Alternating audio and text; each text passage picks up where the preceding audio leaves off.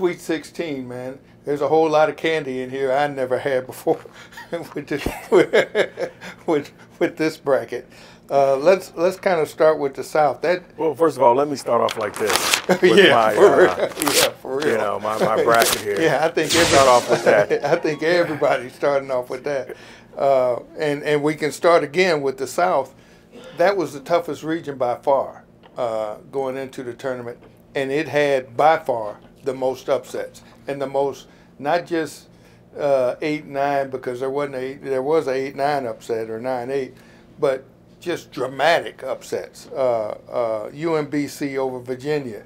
You had Buffalo over Arizona. I mean, it's just mind-boggling what happened there, but indicative of the tournament. Yeah, and speaking of that, we're going west. Right. I mean, Florida State's win over Xavier. Yeah. Xavier was number one, Yeah. and I think Xavier deservingly was the number I one think seed. they would, and I think a lot of people had them into the Final Four, and a lot of people had Arizona into the Final Four. Oh yes, they did. There's only two number one seeds left in the Sweet 16. There are only 7 of the top 4 seeds, which is 16 teams. 7 of the top 16 teams in the brackets going in the country. There are only 7 of them in the Sweet 16.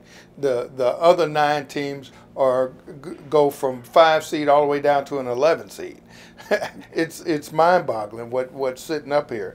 And when you go to the Midwest, they're talking about surprises. Syracuse. I always have a burr up my side with Syracuse because they for some reason they have a magic pass into the NCAA tournament with a resume that is absolutely off the charts bad, and they still get in. And then because of their style of play, because they end up with a TCU team, start off with a TCU team that's reeling. Well, actually, they started off with the play-in game, and they beat Arizona State, a team just as bad as they were. Then they get a TCU team that's reeling, and then they get a little bit of a unproven Michigan State team, and I say unproven in that they only played outside of conference. I think they only played three teams that made the NCAA non-conference that advanced to the NCAA tournament. So they were a little bit unknown too. And then they get up against that zone, and now you're playing against the zone. You're not playing against you're playing against style as opposed to really playing against. Right. So now they get exposed, and now all of a sudden, oh, Syracuse, oh, isn't that great? No, it's not great. Syracuse never should have been in. But I hear what you're saying, but as long as they win, right, it justifies exactly their selection. But I still have an issue with that. But be that as it may, you still got Villanova in there. You still got Kansas. The problem is, if they play out, they're going to play out and meet in the semifinals. That's going to be the issue there.